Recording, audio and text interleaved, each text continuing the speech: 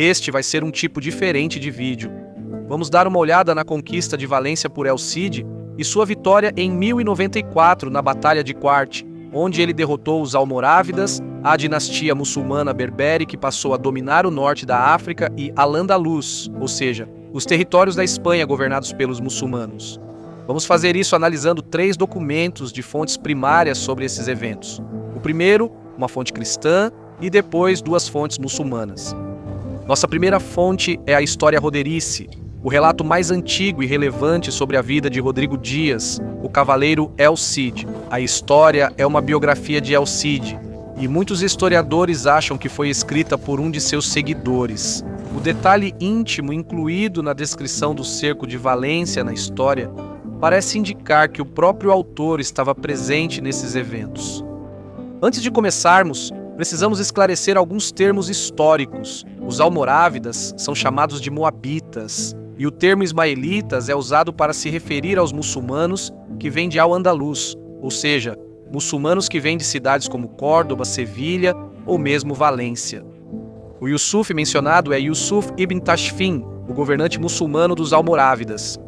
Como acontece na maioria das crônicas medievais, o número apresentado para o exército almorávida na Batalha de Quarte, 150.000 homens, é extremamente exagerado. Podemos afirmar que o exército almorávida enfrentado por El Cid na Batalha de Quarte era bem maior que o dele. Rodrigo atacou uma certa parte de Valência chamada Vila Nueva com tanta força que a conquistou. Ele saqueou todas as riquezas que encontrou e depois capturou outra área da cidade chamada Alcurdia. Os homens que viviam nesse distrito se submeteram e se curvaram imediatamente à sua autoridade. Rodrigo restituiu àqueles que se submeteram a ele suas casas, terras e todos os seus bens, livremente e em paz. Ao saberem do que ocorria, os habitantes restantes de Valência ficaram totalmente assustados. Eles imediatamente expulsaram os moabitas de sua cidade, como Rodrigo ordenou, e se renderam à sua autoridade. Ele permitiu que partissem em liberdade e em paz para Denia e morassem lá sem serem incomodados. Pouco antes disso, Yusuf havia enviado cartas a ele, proibindo-o terminantemente de entrar na terra de Valência. Ao ouvir isso, Rodrigo ficou muito irritado. Aquecido pela chama de sua raiva, ele falou de Yusuf com o mais profundo desprezo e zombou dele com palavras de escárnio. Ele enviou cartas a todos os príncipes e líderes das Espanhas, dizendo que por medo dele, Yusuf não ousava atravessar o mar e vir a Valência. Quando Yusuf soube disso, ordenou que um exército imenso e inumerável fosse reunido e preparado para atravessar o estreito sem demora. Enquanto isso, Rodrigo dirigiu palavras brandas aos habitantes de Valência. Assim, homens de Valência, ofereço-lhes de bom grado um período de trégua até o mês de agosto. Se Yusuf vier, nesse meio tempo, em seu auxílio, e conseguir me derrotar e expulsar destas terras, libertando vocês do meu domínio, sirvam a ele e permaneçam sob seu governo. Mas se ele não fizer isso, sirvam a mim e sejam meus. Essa mensagem agradou a todos os homens de Valência. Eles imediatamente enviaram cartas para Yusuf e para todos os líderes da Espanha sob sua autoridade, nas quais pediam que viessem a Valência com um grande exército para libertá-los das mãos e da autoridade de Rodrigo. Se isso não fosse feito antes do mês de agosto, eles enfatizaram, sem dúvida teriam que se submeter ao poder de Rodrigo e servi-lo em tudo. Enquanto isso, Rodrigo deixou Valência livre e em paz e foi com seu exército para Penha-Cadiela. Ele devastou até Viena e as terras ao redor. Fez muitos prisioneiros e tomou despojos e grandes quantidades de provisões. Ele enviou tudo para Penha-Cadiela e guardou tudo lá junto com a maior parte de seu tesouro. Então ele voltou direto para Valência. Então, deixando aquela região para trás, ele subiu para a terra ao redor de Albarracim, cujo povo havia deixado de pagar o tributo a ele. Ele devastou toda aquela terra e ordenou que todos os mantimentos que encontrou lá fossem enviados para Saboia. Enquanto isso, ele voltou para Saboia com grande saque.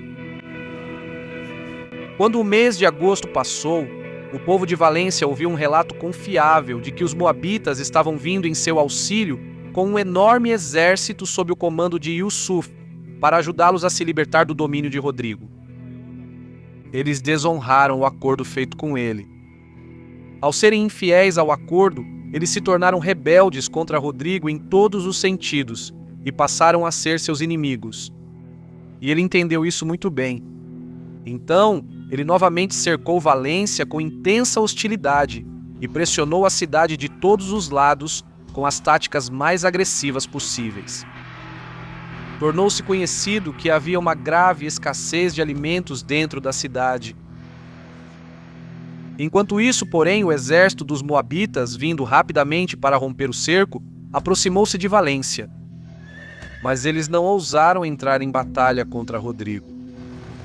Temendo muito a Rodrigo, eles se dispersaram durante a noite e recuaram para suas bases em confusão. Rodrigo continuou a apertar o cerco a Valência cada vez mais por um bom tempo. Por fim, ele a tomou valentemente de assalto. Ele saqueou a cidade imediatamente. Ele encontrou e tomou posse de riquezas vastas e inumeráveis, imensas, quantidades incontáveis de ouro e prata, joias preciosas, gemas incrustadas em ouro fino, tesouros de vários tipos, tecidos de seda decorados com ouro precioso. Tão vastas eram as hordas de riquezas que ele tomou na cidade que ele e seus seguidores ficaram mais ricos do que é possível descrever. Yusuf, rei dos Moabitas, ao ouvir que Valência havia sido capturada e saqueada por Rodrigo de maneira tão selvagem, ficou profundamente tomado pela raiva e amargura. Após consultar seus seguidores, ele nomeou como general para comandar na Espanha um parente chamado Muhammad, filho de sua irmã. Ele o enviou com uma infinidade de bárbaros, moabitas e ismaelitas vindos de toda a Espanha para sitiar Valência e trazer Rodrigo até ele, cativo e acorrentado. Eles chegaram ao lugar chamado Quarte, a cerca de 4 milhas da cidade de Valência, e acamparam ali. Os habitantes de toda a região ao redor iam constantemente até eles com os alimentos e provisões necessários. Parte desses mantimentos eles davam a eles e parte vendiam. O número deles era de quase 150 mil homens montados e 3 mil soldados a pé. Quando Rodrigo viu que uma multidão tão vasta e inumerável tinha vindo lutar contra ele, ficou muito apreensivo. O exército moabita ficou acampado ao redor de Valência por 10 dias e 10 noites, permanecendo inativo. Todos os dias, de fato, eles costumavam rodear a cidade, gritando e berrando com uma algazarra de vozes variadas e enchendo o ar com seus bramidos. Frequentemente atiravam flechas nas tendas e moradias de Rodrigo e seus soldados, provocando combate imediato. Mas Rodrigo, firme de coração como sempre, confortava e fortalecia seus homens de maneira viril e constantemente orava devotamente ao Senhor Jesus Cristo para que enviasse ajuda divina ao seu povo. Chegou um dia em que o inimigo, como de costume, circulava do lado de fora da cidade, gritando, berrando e fazendo escaramuças, confiantes de que iriam capturá-la. Quando Rodrigo, o guerreiro invencível, confiando de todo o coração em Deus e em sua misericórdia, corajosamente saiu da cidade em sortida. Ele estava acompanhado por seus seguidores bem armados, e eles gritaram com o inimigo e os aterrorizavam com palavras ameaçadoras. Eles caíram sobre eles e um grande confronto se seguiu. Pela clemência de Deus, Rodrigo derrotou todos os moabitas. Assim ele teve a vitória e o triunfo sobre eles concedidos por Deus. Assim que foram derrotados, eles deram as costas e fugiram. Uma multidão foi morta pela espada. Outros foram levados com suas esposas e filhos, como cativos ao acampamento de Rodrigo. Nossos homens tomaram todas as suas tendas e equipamentos, entre os quais encontraram inúmeros tesouros de ouro, prata e tecidos preciosos. Eles saquearam completamente todas as riquezas que encontraram ali. Rodrigo e seus homens enriqueceram-se muito com isso, com muito ouro e prata, tecidos preciosíssimos, cavalos, palafrens e mulas, vários tipos de armamentos. Eles estavam amplamente abastecidos com grandes quantidades de provisões e tesouros incontáveis. Essa vitória ocorreu no ano de Nosso Senhor de 1094 depois de Cristo. Agora, vejamos uma fonte muçulmana sobre a conquista de Valência por El Cid. Isso é do cronista muçulmano Ibn al-Qama. É o discurso de El Cid aos mouros de Valência em 1094.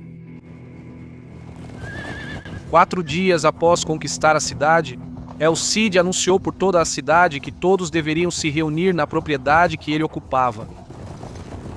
Pessoas da cidade, dos castelos e dos povoados ao redor se reuniram. Com todos presentes, El Cid foi ao encontro deles, sentou-se em um local preparado com tapetes e cortinas e mandou que os principais homens se acomodassem perto dele. Ele começou a falar, fazendo algumas repreensões e depois continuou: "Sou um homem que nunca governou, e nenhum dos meus antepassados foi governante também. Desde o dia em que cheguei a esta cidade, gostei muito dela, e a quis para mim, e orei ao nosso Senhor Deus para que a desse a mim. Vocês podem ver o quão poderoso é Deus pelo fato de que, no dia em que comecei a sitiar Saboia, eu não tinha mais do que algumas crostas de pão, mas agora Deus generosamente me deu Valência e eu a governo. Se eu me comportar com justiça aqui e colocar as coisas em ordem, Deus me deixará na posse da cidade.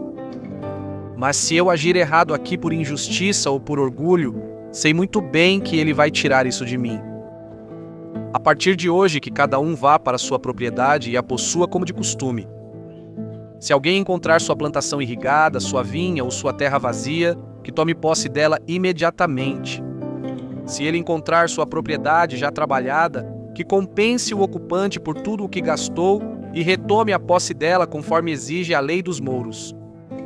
Além disso, ordeno que aqueles que coletam os impostos da cidade não cobrem mais do que o dízimo correto, a 10ª parte, conforme estipula a sua lei. Designei 2 dias da semana, segunda-feira e quinta-feira, para tratar dos seus assuntos. Mas se vocês tiverem outros assuntos que sejam urgentes, venham até mim em qualquer dia, pois eu os ouvirei. Da minha parte, quero ouvir sobre todos os seus assuntos e me tornar uma espécie de companheiro para vocês, agindo com vocês de amigo para amigo, ou de parente para parente. Quero ser tanto juiz quanto conselheiro, e qualquer disputa que vocês tiverem entre si, eu tentarei resolver." Nossa fonte final é o cronista muçulmano Ibn Idris. Seu forte viés contra El Cid influencia bastante a sua interpretação dos acontecimentos. No ano de 487, que começou em 21 de janeiro de 1094, quando o exército do emir almorávida Abu Bakr partiu de Valência, de acordo com o decreto predestinado do destino, aqueles que estavam dentro passaram a ter certeza de sua destruição. O desespero dominou o povo e os ânimos se abateram. O inimigo ficou mais cruel e endureceu o coração. A maioria do povo pereceu de fome. Até peles de couro e animais de carga foram comidos.